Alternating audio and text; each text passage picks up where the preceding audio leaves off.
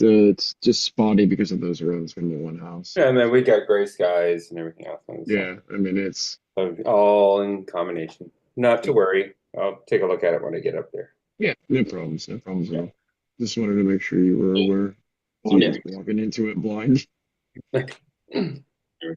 Yeah, How come mine looks so dark? I can't see. There. because you have a bright window in the background. Maybe. Are you set, Josh?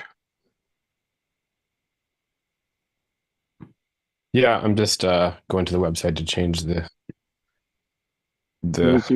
Close the blinds that are right next to you, Dana, and see if that helps. That might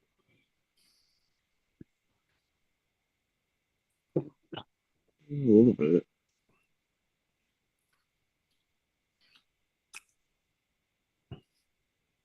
Yeah. See what happens now. It's still a little bit dark, but it's better. okay. We are streaming.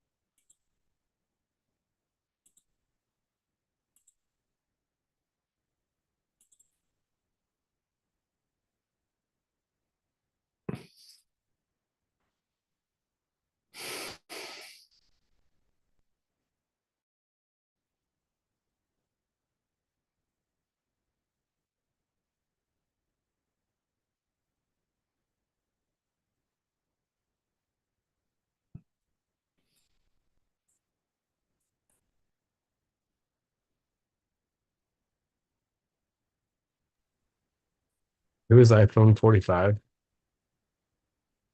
Speak up. Hold on.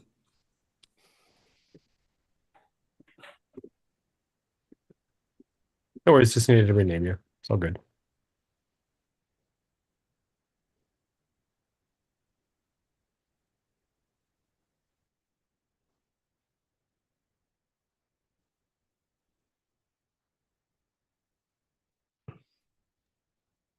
Hey, Josh, iPhone 45 is Gail, I believe. Yep, gotcha. I saw you. Thanks. I was backing up. I couldn't talk while I was backing up.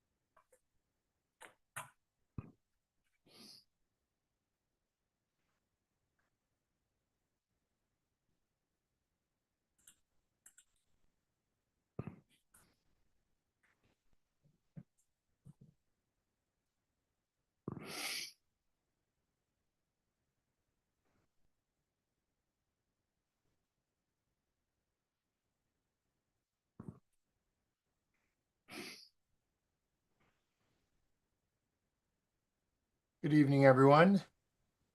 Can you guys hear me okay? Good evening. Good evening. Oh, hey, Gail, you made it on time. Great. I'm in my car. Okay. Well, don't crash. I Uh, won't. Just get some.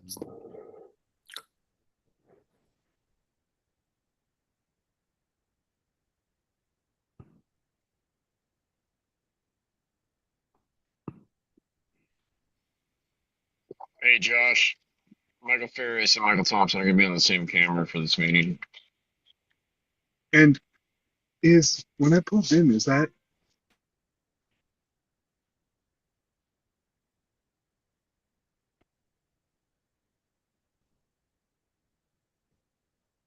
Oh, you're all muted.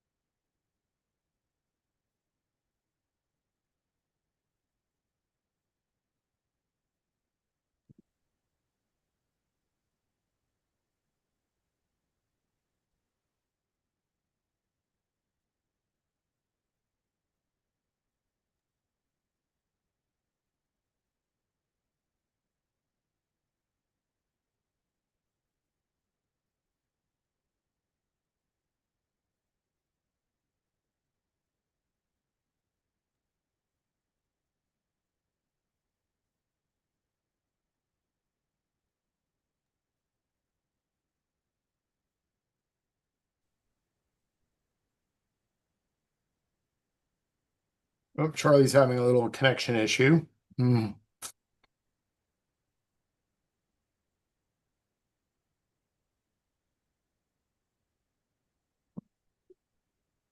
On the board of directors page, it's up front and center. I think Brandon posted it. That's Yeah, why. he did, but he probably missed it. So, Okay. Everyone just keeps sending messages for the links. I just keep sending the link out. okay, great.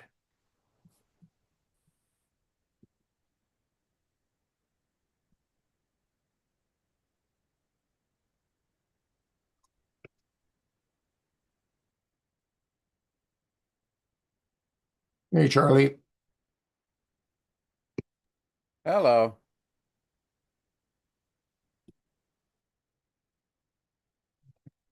How you feeling? Much better. Good. You look good. You'll be Thank you. partying like a rock star in no time. Yeah. Or maybe your rock star days are behind you. I'm not sure. Yeah, I think probably so at this stage of the game. Yeah. Holland, America.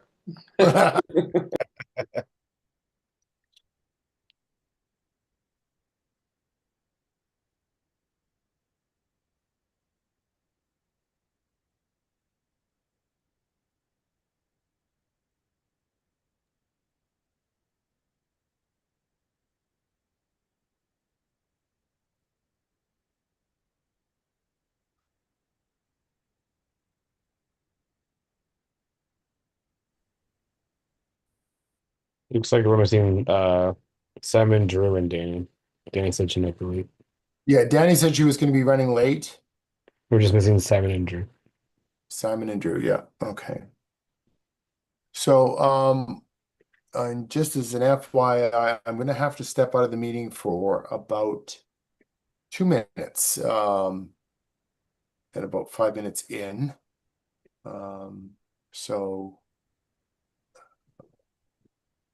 Dana, if I can have you run the shop for a few seconds and Yeah, we'll talk about the weather.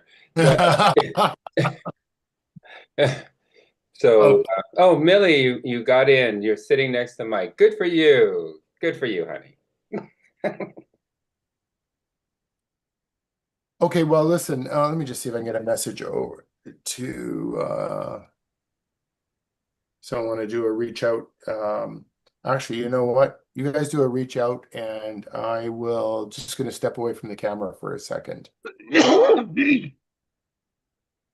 Okay, Simon's here now, so. I was like, Okay, so we're just missing. I'll just reach out to Drew real quick.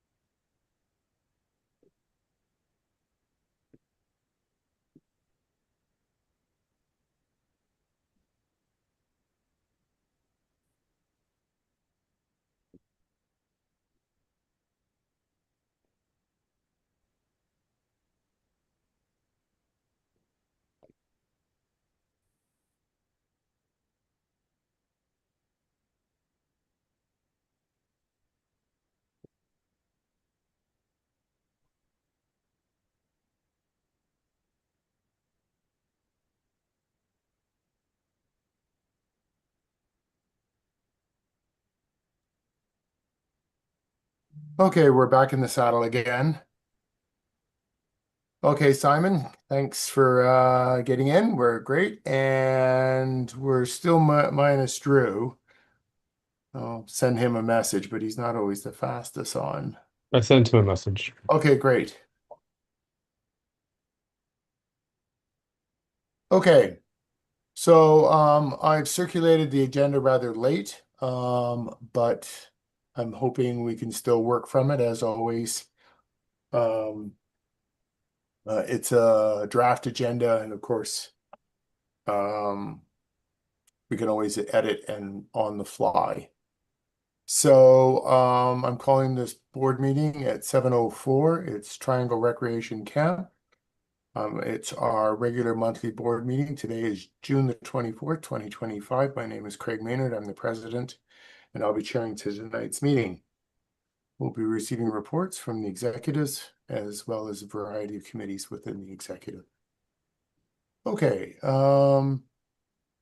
so we have confirmation of the roll call and confirmation that we do have quorum. I'll take an approval of a motion to approve the agenda as circulated So moved.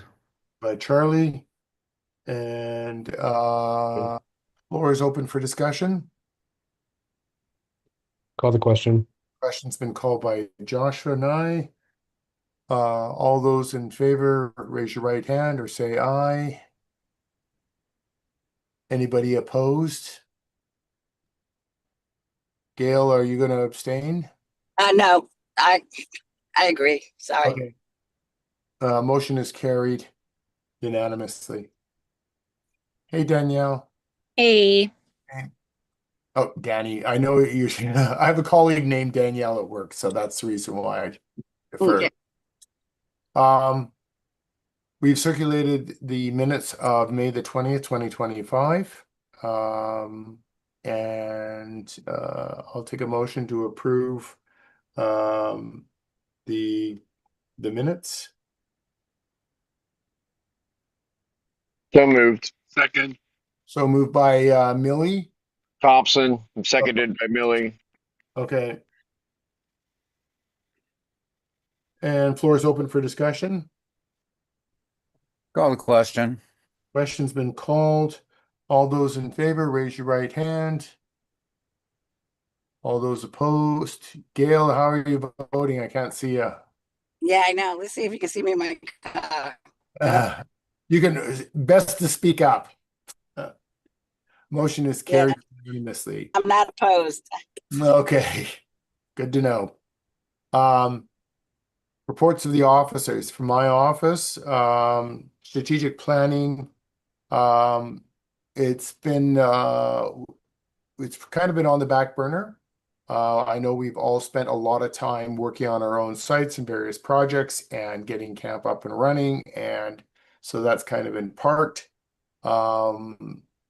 I know Stuart has had a lot on his plate, so so it's no surprise that things are sitting on the back burner. But now that we're kind of into the groove of things, I think we can start to move forward at least on the top 5 issues that or suggestions or ideas, and see how it's all going to play out. So I'll be visiting. So the takeaway from this is that I'll be reminding Stuart of his commitment, and then hopefully we can get some updates out to the board. External affairs, no new activity to report. I don't believe there's been any Chamber of Commerce meetings, and no intelligence reports coming in from elsewhere. So nothing new to report for the month of June. At this time of the year, believe it or not, we're at that point where next month I will give a formal, my office is required to give a formal notice of people interested in joining the board. There's a particular call out, so I always do it 1 month in advance. And so I'm doing that. This is a reminder to anybody out there and anybody in here on the board that nominations will be put out there. Also, I'll be announcing the nominating committee. So what that means also is that I need people to express an interest in joining the nominating committee. By tradition, we take people who are not considering running for election, and so you can be a sitting board member, or you don't even have to be part of the board. But you definitely not be running for the board. That's it. So those are my general announcements. Does anyone have any questions for the president? And Nope. a point of order. One of the members brought out to me that we used to monitor the YouTube chat that we're videoing over, and I don't think that we have. So can somebody monitor that in case the I always monitor it, Millie. Okay, thank you, Josh. I'm Should have currently that. monitoring it. I'm currently monitoring it now. Okay, thank you, sir. Okay. Vice President of Operations, Dana. We need your microphone, Dana.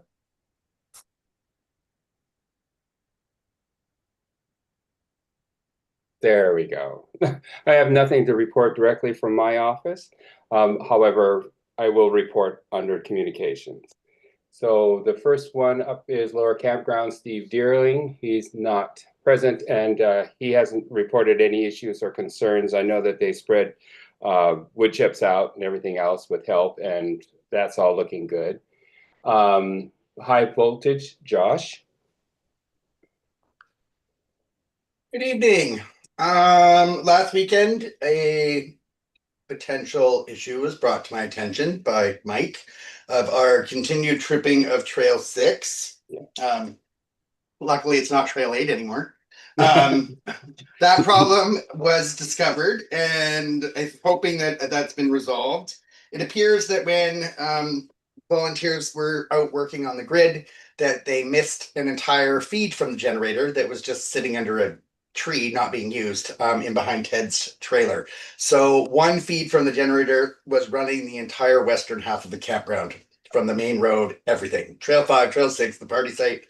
Surprisingly, we didn't have any trips during the party for Memorial Day, which is surprising, but we've since rectified that. So hopefully that will solve that issue and that will no longer be a problem. Cable's been pulled and provided to the Hardtech Ridge.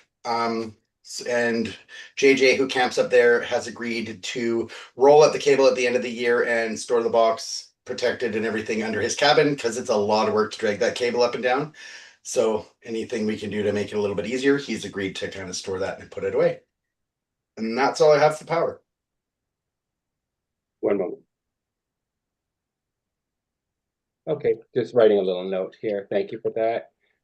Next up is power low voltage, Ross Tremblay. I know that Ross and I will be looking at moving some batteries from the network shed over to the Connex. Right now, I have a battery in the Connex to support the move of the Starlink into that space.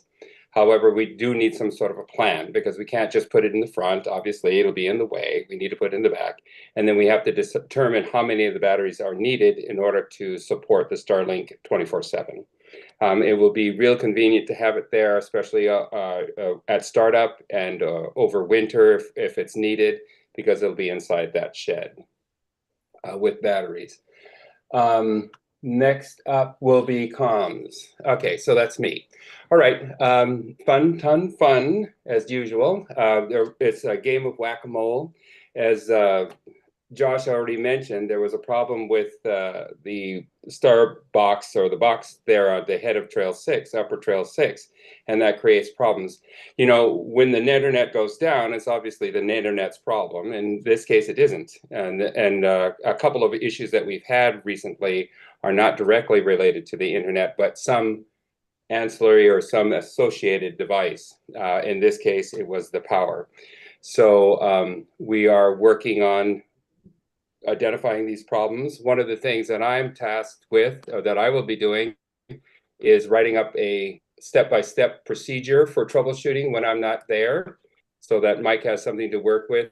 Mike and I have been working together whenever there's an issue, so that's been working really well, but I think it would be helpful for him to have something, a check sheet that he can look at and then run and do that. So I'll be working on that. I should have something in the next week or so. The other thing I'll be doing is working with Ross over the weekend, because I think we have a training issue. Another issue that we have is the host hut connectivity from those two little guys that talk to each other across the road.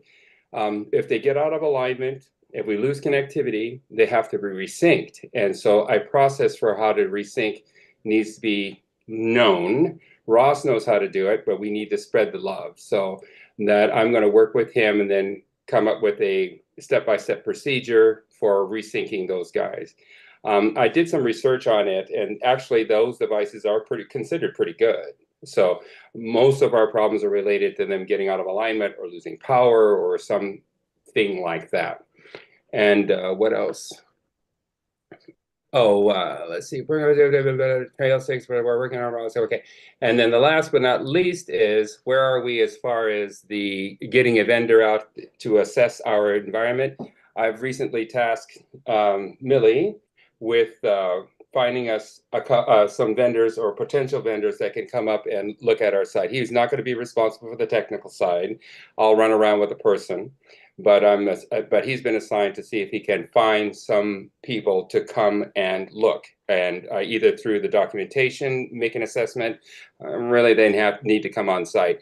But I'm leaving that to Mike and let him figure out how he wants to do that. I've given him a list of things that we need to have with the vendor, and so hopefully he will be able to follow that and get us some movement on this. He has a due date of the end of July.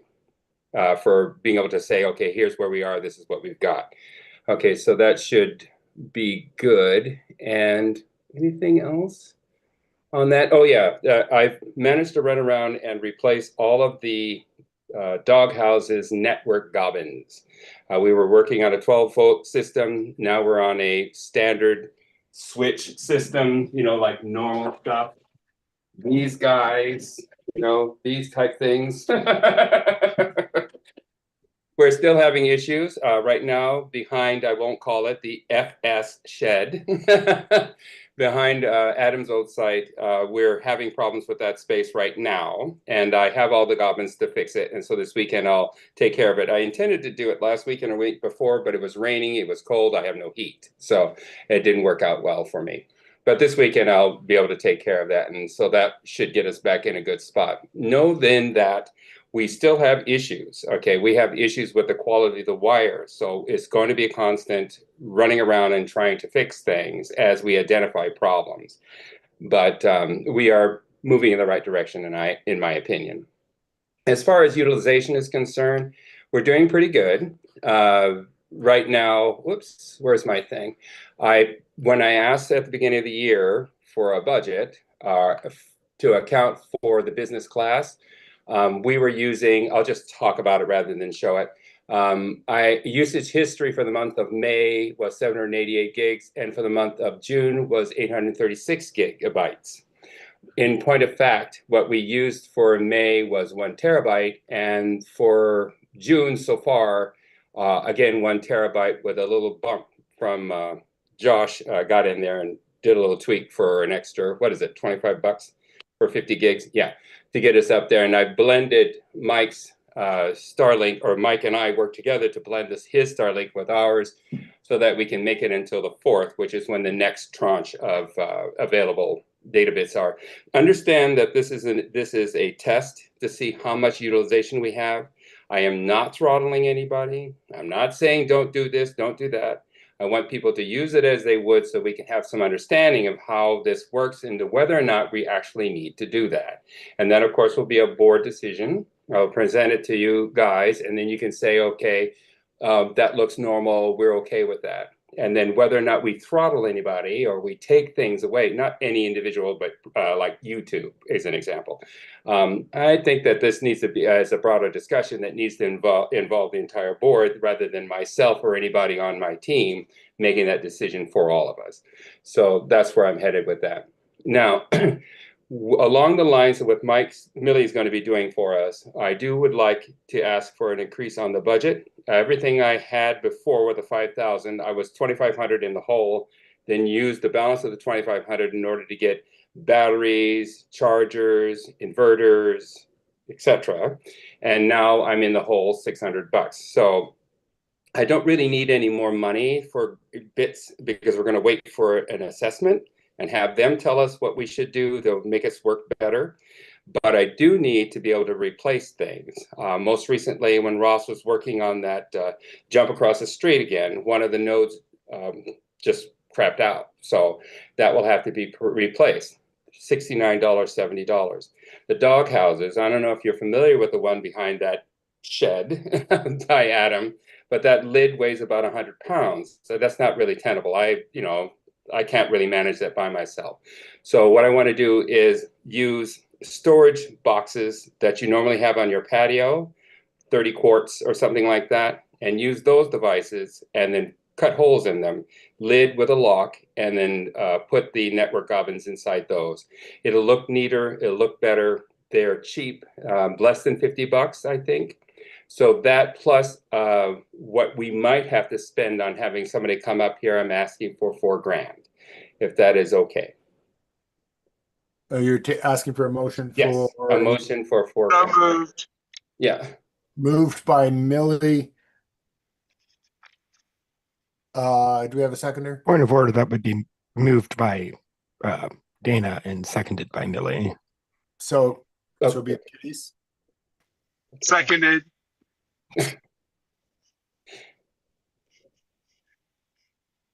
Floor is open for discussion.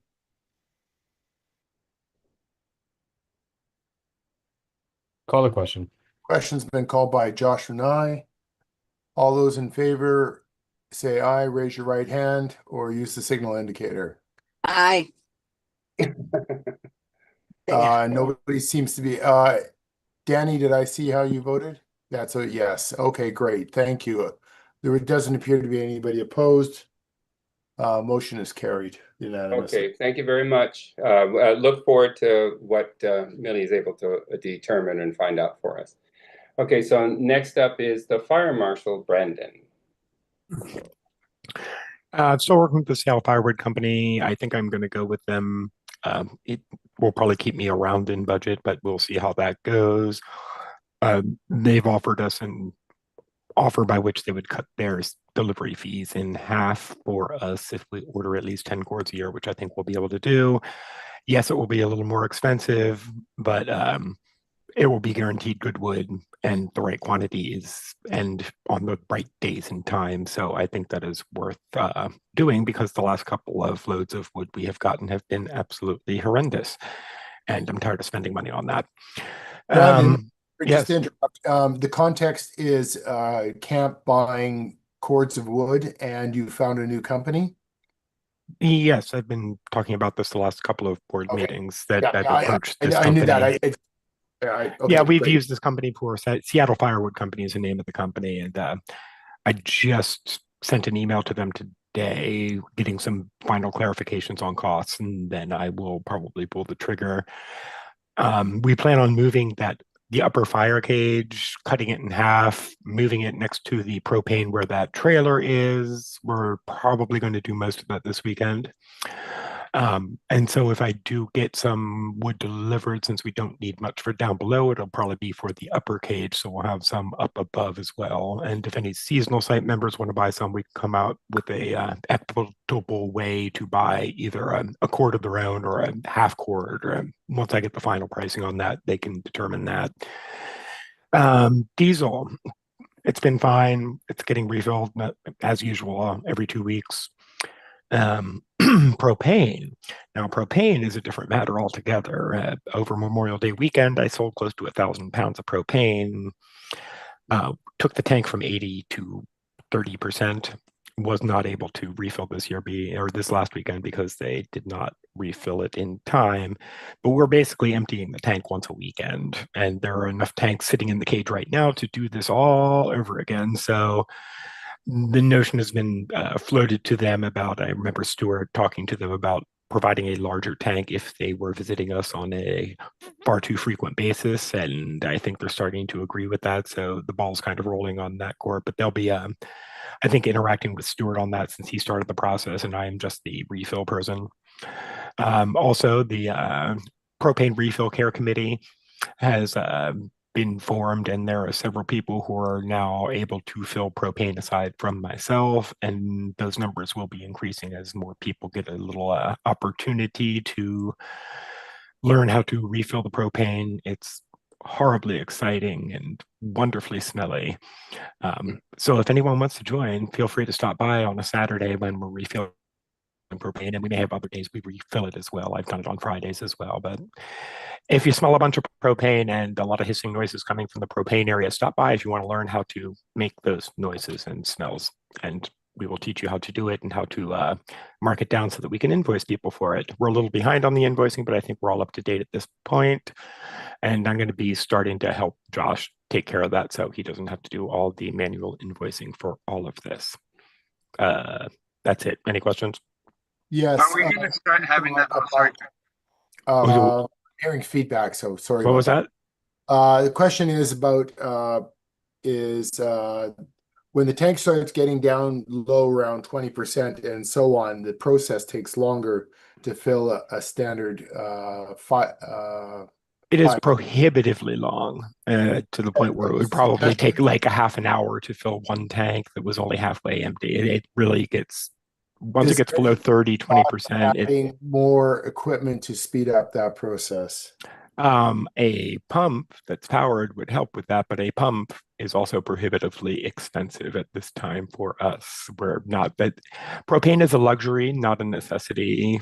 It's a thing that we're providing to be nice, and it's a good thing to have, and it's been very popular. But in terms of spending extra money on infrastructure for it, I don't think that's warranted at this time, aside from perhaps getting the larger tank from the propane distributor, and they may do that for free, depending on what they talk to Stuart and or myself about. Yes, Josh. Just a question from YouTube is, do we have any idea, or do we have any thought, since we're not getting a bigger tank, having a limit of how many tanks a site can fill per week, just so everyone has an opportunity to get full tanks? That is an excellent question, and I will definitely keep that under consideration because that's not a bad way to help keep the numbers down. And I also tend to prioritize TRC operational tanks over other tanks. And if somebody is not there that weekend, I also kind of, if we're getting low, people who aren't there don't necessarily need the propane. So people that are there get priority. But a limit on the number is a good suggestion, and I will definitely consider that. Millie. Are we going to just ask them until they increase the tank size to just deliver weekly? Pretty much. If it keeps going at this rate, that's the only thing that we're going to be able to do.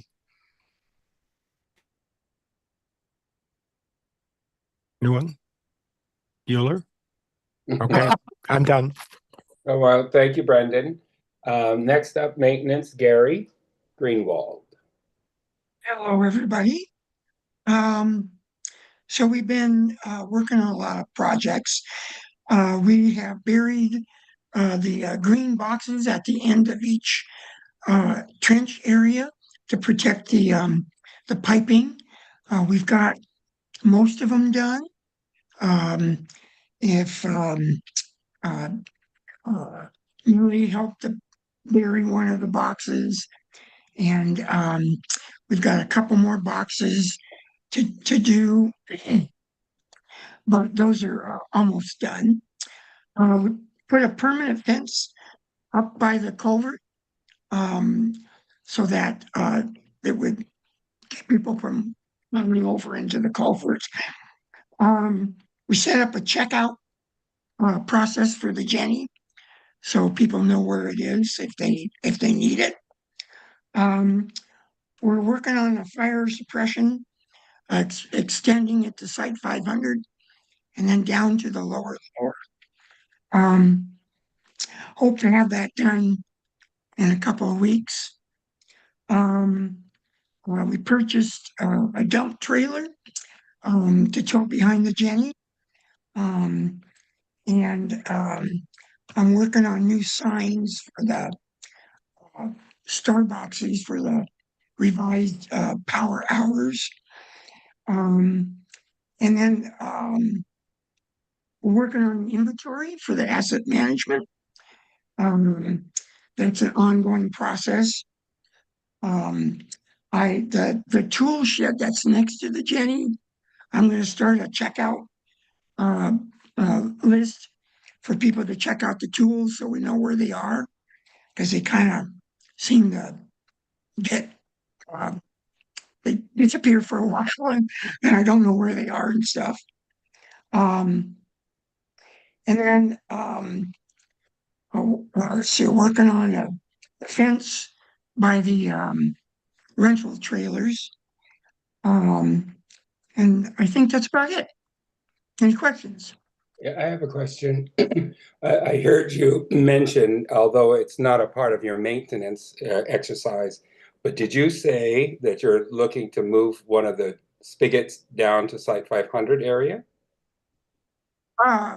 Well, yeah, so when I do the water, it's going to go to 500, so they have, you know, a more permanent water system there, and then it goes down to the lower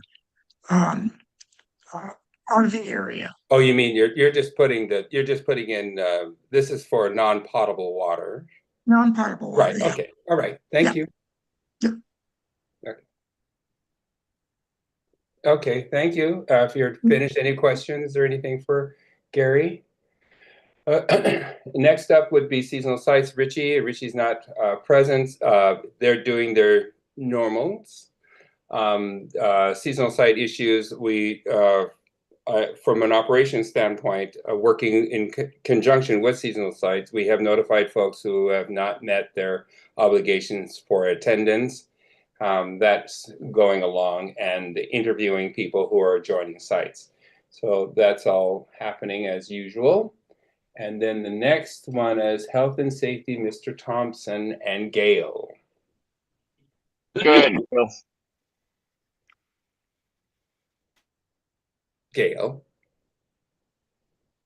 Okay, health and safety. I really don't have a lot new to report. I haven't heard of any incidents since the last one we had, which is a good thing. We have the 2 bags that we have in case of emergencies. I did put together a small bag that I have in my canopy that we may need in case of an incident that has some emergency medical equipment in there. We have right now, currently, plenty of Narcan on hand. I also was able to talk a nurse practitioner I work with into writing me a prescription for Narcan with 11 refills, so a year of refills actually.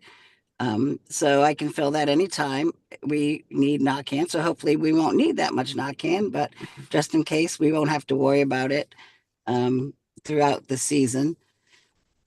I think that's about it, except I need to talk to Josh about budgeting for another AED. And that's it.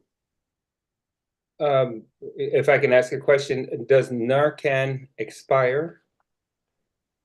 Narcan does expire, and the Narcan that we had from last season expired at the end of May. So we have fresh Narcan on board now.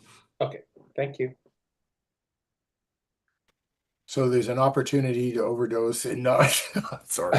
Right. Well, yes, but we don't want that to happen. But if it happens, we are prepared. Okay. Okay, any questions for Gail? All right, sanitary affairs. Hold on a second, Dana. Oh, I still have sorry, security and safety. Sorry. So, we have some new cameras. They are up in place. That is all I'm going to say. So, they are here. They are recording, and we are watching to make sure people are in the right places. So, and we have certain places under surveillance. So, to make sure that the right people are going to the right places. So. That has changed for security. So, and safety, Shaky has been running with that with me, and he's going around making sure that the campground is in good shape and that there is no place that is going to hurt somebody that is on us. So, and he has been instrumental. You saw the cones and tape up around the holes that Gary dug, and that was part of what he did for us. So, and I just wanted to give him a shout out tonight and say thank you for that. So, and we'll be seeing more from him for the safety side of it. So, and that's all I have. Oh, great. Thank you. Water systems, Josh. Keep. Shout out to Dana, who's been performing our monthly water testing and delivering them to the testing place, because that's what happens when you become retired and can be at camp any day of the week. We recently updated the water facilities inventory, which involved me going through and having to count how many people were on site every single day that we were open last year. I can report that we got about halfway through that, and I threw that out the window, and I just rewrote the numbers from last year, because at the current moment, our count for non-seasonal members who are camping below or coming to visit people, those counts are extremely accurate. They're easy to go through. The problem we're having is seasonal sites. For example, I camped 3 days last year. I believe on this list, if I'm not mistaken, Charlie didn't camp at all. Randy didn't camp at all. And Josh and I started camping in May. Sorry, correction. Josh and I started camping in June and never left until May of this year. So he camped all winter long when we're closed and we're not supposed to have campers. I made up for all you guys' attendance, so it's fine. So it's the tracking of the seasonals is difficult. I think that we need accurate counts for the Department of Health. It's kind of important, which we can't do when half the people aren't registered as being at camp at all, and others didn't go home. There were 6 people in total who camped all winter long, apparently. Just for a heads up. Josh?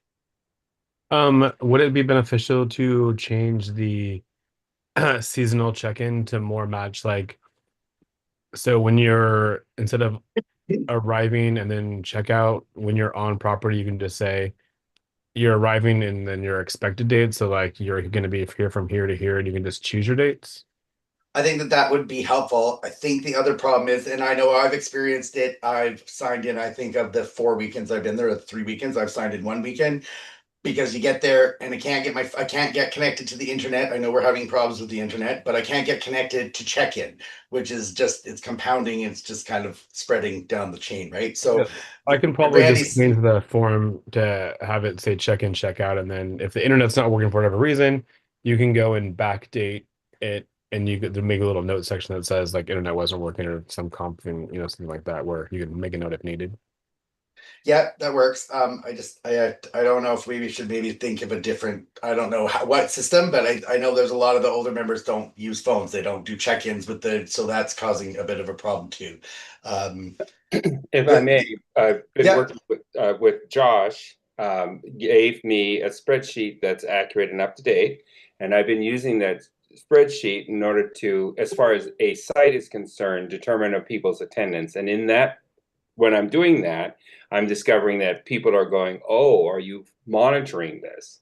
They didn't know. So as we mature this process, I think that people will become more aware that need to check in and check out. Even if it's checking out when you're arrived home, I forgot, that's perfectly fine, I think, Josh, as long as the check-in part is working, because it's geolocated. So that should help because I am monitoring it. Yeah. It's just something for everybody to kind of be aware of that last year's numbers and stuff, the numbers are way off the deep end. So I was just like, sure. I'm not going to spend months. I'm not going to spend any more time counting because it wasn't working. So I resubmitted the numbers from last year. There were a couple other issues on our inventory form. It said that we had a public water system, which is not accurate. We have a private water system. And just a couple other minor updates that had to be done. That got submitted to the Department of Health on June 15th by the due date, and they have since replied and sent us the final updated copy. They've made the changes, so that's now active. I have created a drawing. I tried to give it to Dana, but he was gone on the weekend, of the water tank enclosure. I've discussed it with Gary. I'm going to send the material list off for pricing. I did a lot. I believe I've allotted more than enough to get that job completed in the budget at the beginning of the season. So as soon as I get that pricing back, I'll discuss with Dana and move forward on that. Gary's offered to help get that up and running. It will include off the backside of the current enclosure a space that's going to be that's flat, that's level, and it will be for the generator to sit, so it will run properly, and you're not tripping over it trying to get it started and stuff because it's on a pile of gravel.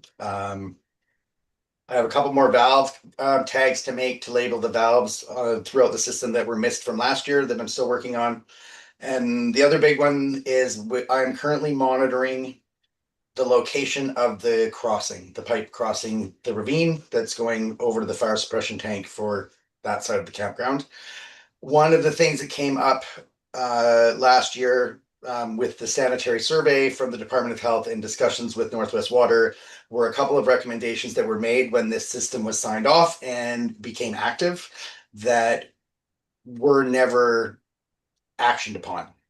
One being that the pipe that the PVC pipe that the water line sits in that goes across the ravine, when we run water through that line sweats, and that water sweats and runs off the water line and then sits in the bottom of that PVC pipe and fills with that PVC pipe is going to fill with water. And as we get more water and more water, it's going to start to sag. So I'm monitoring it to see how much it's sagging.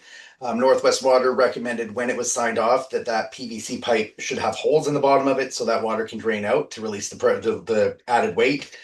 Water is not a light object, so we're keeping an eye on it. We're going to see kind of what it does. In order to do that, we would have to disconnect from both sides of the ravine, pull that all the way back, drill holes in it, and then put it back together, which means a full re-sanitization. So if it's something that we can do at the end of season, I'm kind of aiming for that.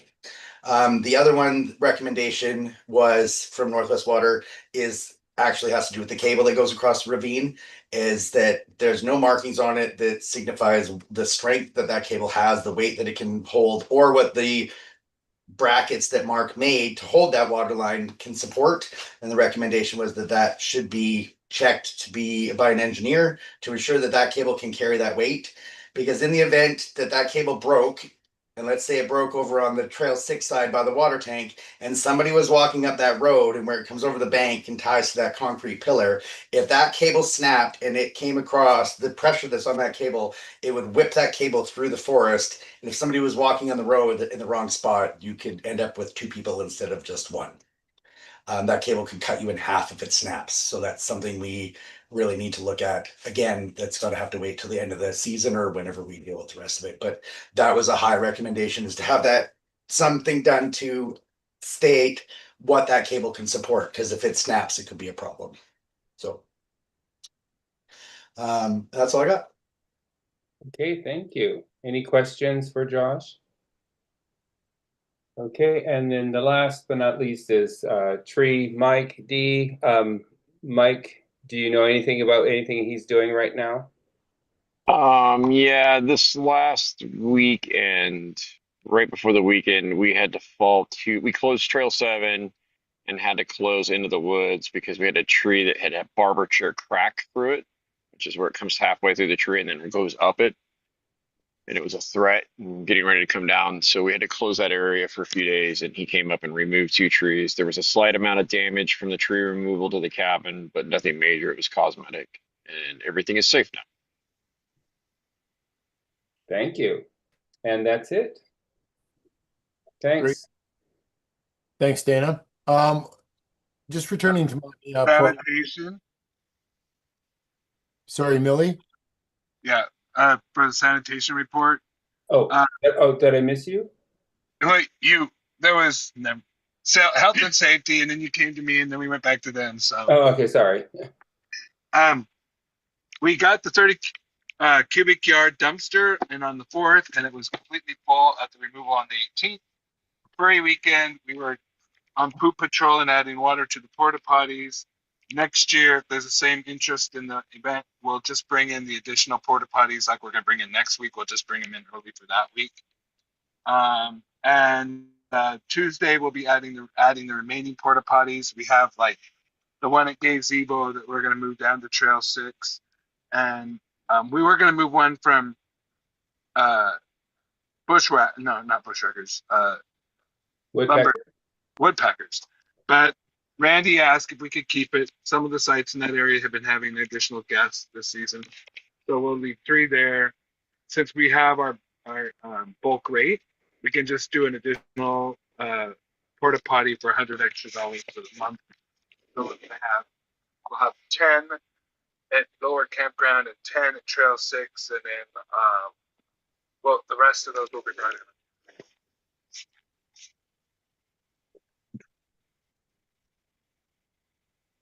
Okay, thank you. And I think that's it. Great, President. Thank you very much. Just to return quickly on a matter that I should have brought up. Camp received my office received an email from a former member who's now living in Hawaii and has made a proposal to camp that some sort of affiliation with Gay Male Resort in the Ocean View area of Hawaii would be something they would like to collab with. So I'm going to send it to for committee for study, and we'll provide a reply. That's it. Going on to Vice President of Development, Stuart, who's not here and excused. He has 2 matters that are going to get deferred. So we'll move on to his subcommittee of ecology. Simon, the floor is yours. Not a lot to report right now. We're taking a different approach to the silver lamium removal, which is going to take place more in the dry period of the summer. So those work parties have been postponed. We're waiting now for the future trees to come up, the ones that I planted last fall. So fingers crossed they're going to come up over the next month. And then we'll have babies. That's about all I have to report. Any questions for Simon? Nope, moving. Oh, all the trees we planted last fall along Trail 6 are thriving, as well as the ones that we planted over in the Eastern Expansion. They're doing really well. Great stuff. Also, Red Light District provided some trees in honor of Adam. Yeah. So I'm assuming you're aware of that. If you have any guidance or recommendation on planting, probably people should contact you. That would be great. Yep. Okay. Moving on to Vice President Marketing, Charlie. The floor is yours. All right. Good evening, everybody. So Memorial Day weekend went very well. We had approximately 200 people, which is exactly what we had forecast for. A huge thank you to all that helped make the weekend happen. Thanks especially to Southern Exposure for hosting the meet and greet, DJ Pup Loki for a couple of awesome sets, our amazing quartermaster Steve for some great food, and House of Hubris for stepping up last minute to host the after hours on Saturday night. So ticket sales to date, we sold 74 season passes at the beginning of the season. We've also sold 288 individual event tickets to date. Our grand total, including season passes, so far this year is 34,125. So approximately a third of our projected income is already in the bank. So Camp Furwood, aka the Furry event, was held at camp from June 14th to the 16th. It went very well. Attendance was around 175. The group absolutely loved the campground. So we expect that this group is going to grow considerably over the next couple of years.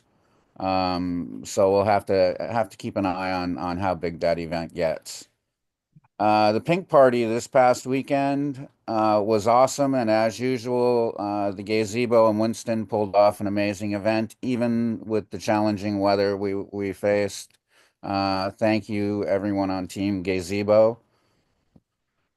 All right, now turning to the upcoming party weekend, Black Forest Angels and Demons. Currently, our paid attendance is sitting at 172. We expect that number to rise to 350 to 375, weather dependent as always. So the weekend will kick off with Friday meet and greet, Purgatory at Trader Dick's.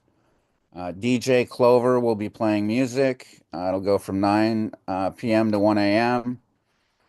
Saturday will kick off with Mumu's Mimosas and Mary's at Cascadia. That'll be followed up by the Great Canadian Heel Toss on Oast Drive, Upper Oast Drive. We will have a self-serve nacho bar set up by Steve and his team at the Heel Toss. The main Saturday party will be at the party site. Angels and Demons, music by Del Stamp, lighting by Mike and his team. The after-hours party will be at Traders. And then Southern Exposure will be doing mac and cheese at 2 a.m. The weekend will finish off with a send-off brunch at Site 500 on Sunday morning. And then, as a reminder, Doghouse Leather is sponsoring Angels and Demons and will be setting up a sales table at various locations around the campground that weekend. Plans for our foam party, the return of the foam party, are well underway. We'll be testing new foam equipment after the 4th of July weekend. Foam solution has been ordered. We will need to build an auxiliary dance floor for this event that will serve as our foam area. We may put out a call for volunteers to help build this, and if we do, it'll be through the volunteer committee.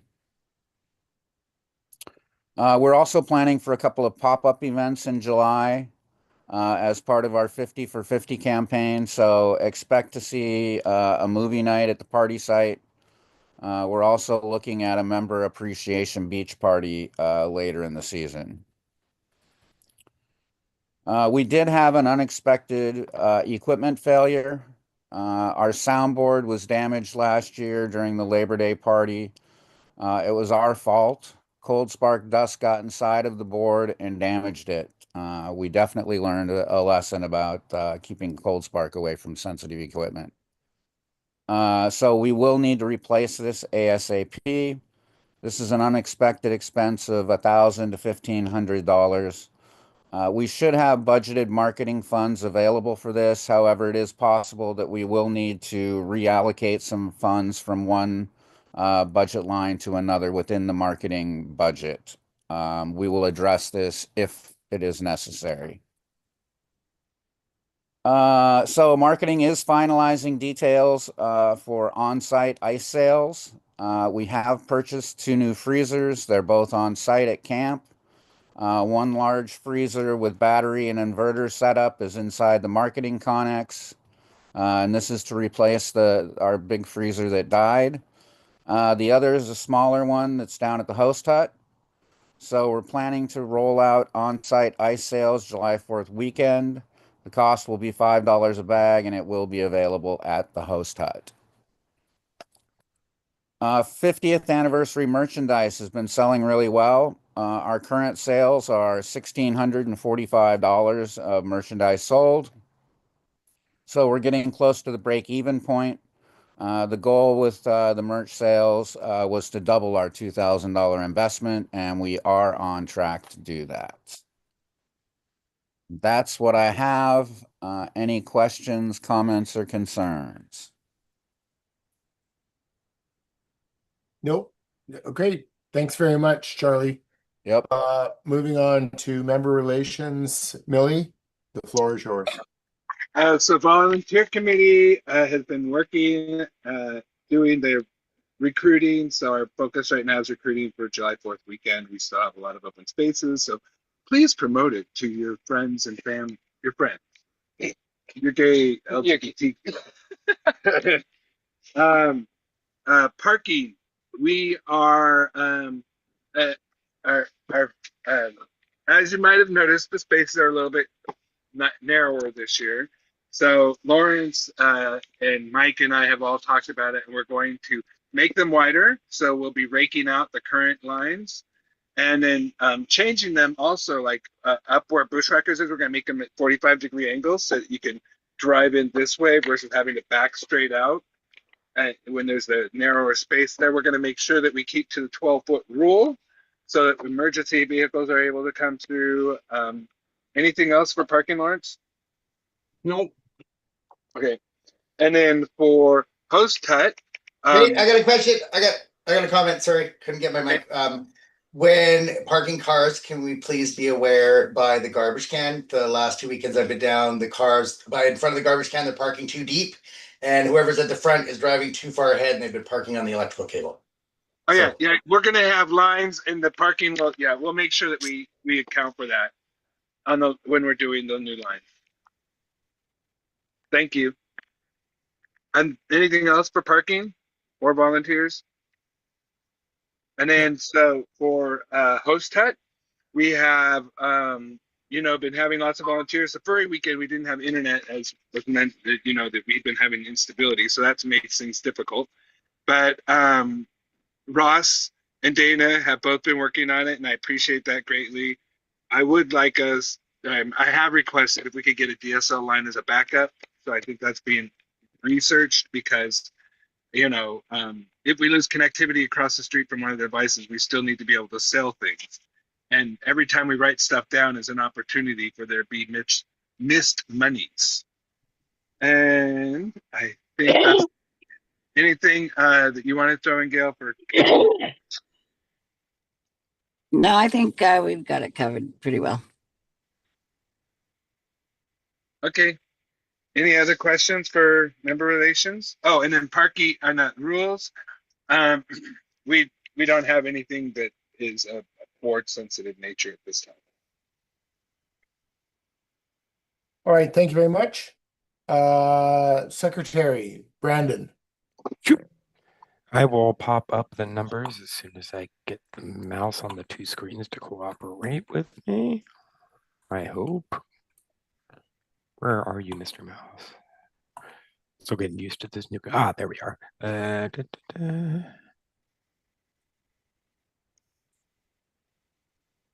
Where is share?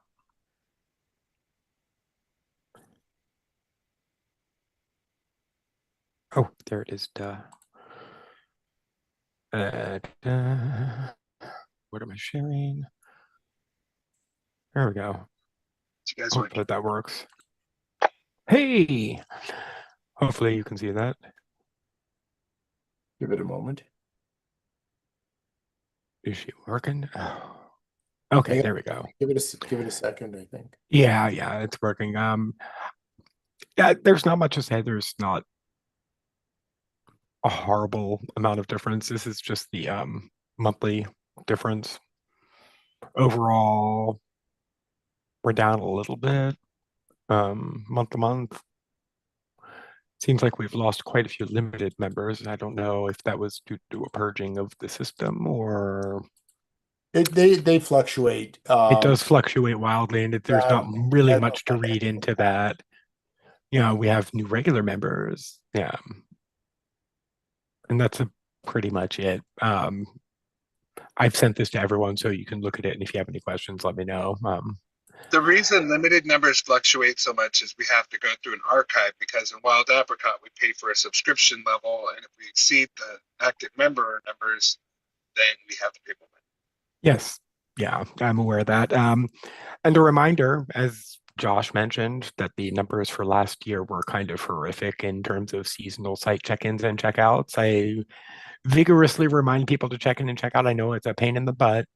If you do miss it, email me and I will manually go into the spreadsheet and update your information. I've already done it for several people. It's not that big of a deal. It'd be better.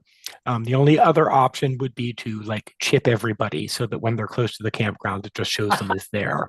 So, and I don't think anybody wants that. And I don't think we want them to have little wrist bracelets with RFID tags in them that like clock people in, although that's an intriguing idea.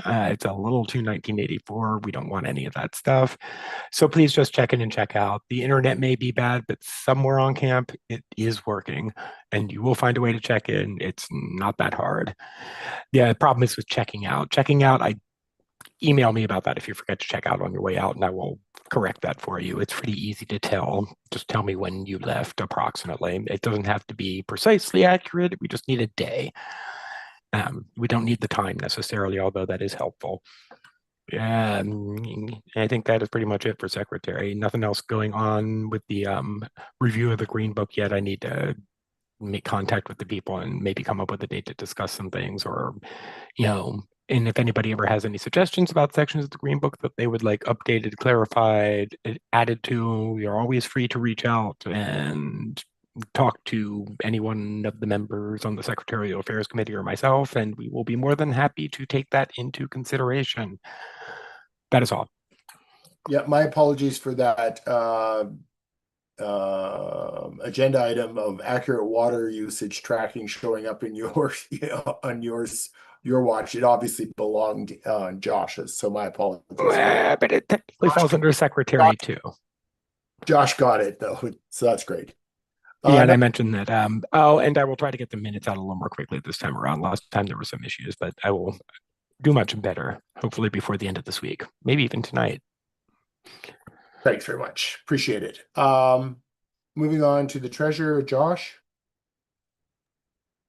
I've circulated the financial position and budget. If there's any questions, please reach out. We are at a nice, comfortable. I feel really bad saying this, but because someone's going to say something that they're going to need money for something. But we're sitting comfortably right now. There are a lot of outstanding invoices out for merch and propane and firewood and all the things, because when the internet's not working, I get a whole bunch of notes handed to me with posted notes and things to bill people. If you are someone who is doing that, I might start pushing back a little bit and say, send me an email with that, just because I have a handful of written notes and then people coming up to me and saying, this is for fire, here's money for firewood, here's the money for this, here's money for this. And I'm trying to keep it together in separate pockets as I'm walking on the trails. So again, we're going to work with the host hut to have a receipt book and an envelope for each day so we can easier track this stuff. But if something needs to be billed, I'm just going to request that you email it to me and not hand me a note, just because sometimes those things get lost and then I don't want to lose things. And then someone emails me and says, hey, I was supposed to get billed for this, which is great. And I will bill them for that. But sometimes then I'm like, oh, this is what this note is for. That has no actual things. It just has a whole bunch of people's names and amounts on it, which has no idea of what I'm actually billing them for. But we do have a Rockstar member. For those of you who know, we are sitting at about $15,000 or $20,000 of donations for this member this year. So that's also put us at a very good financial standpoint.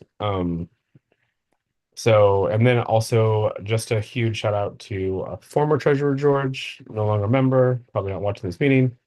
but he helps me still a lot on the back end, with reports and like reconciling accounts and things like that. He must be very bored in his new place. But I just want to publicly acknowledge that George has been a tremendous help still. For when you guys ask me questions that I have no idea what you're even talking about, I just email George and he has the answer. So I just wanted to say thanks to him. Great. Thank you very much. Any questions for the treasurer? None. Moving on. The agenda mentions these are formalities, unfinished business, special orders, new business. The new business is, of course, setting the July 2025 board meeting. The fourth weekend in July falls on the 22nd of July. I don't see anything significant on that. I move that we set the next board meeting for July 22nd, 2025 at 7 p.m. at the same bat time and same bat place. Second. Second, and floor is open for discussion. Call the question. Question's been called. All those in favor? All those opposed? Motion is carried. One outstanding thing is the audit committee. This is a general reminder that we are still in search for somebody to perform that task. The agenda mentions Sam, but obviously that's a carryover from last year. So just wanted to get that out. Is there any acknowledgements we want to make? And we're well aware of the fact that July 4th is coming up.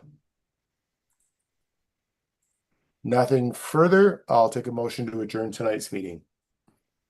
So moved. So moved. Any discussion? Nope. All in favor.